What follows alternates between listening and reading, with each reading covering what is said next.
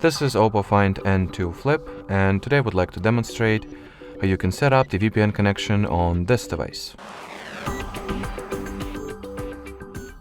So to start, we will need to download and install the free third-party app that is called Turbo VPN.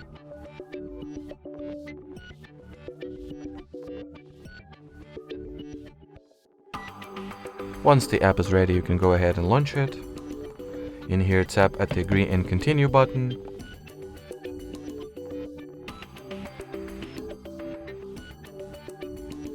Then skip the set and tap at the caret icon over here in order to finally connect your device to VPN. Then, while at it, you can connect yourself to a different server or country even. So let's say I reconnect myself from Netherlands to UK.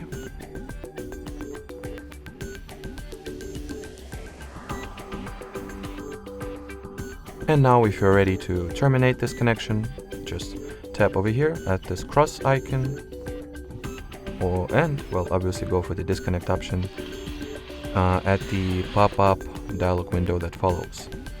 Alrighty, so that will be it for this video. Thanks for watching, and bye-bye.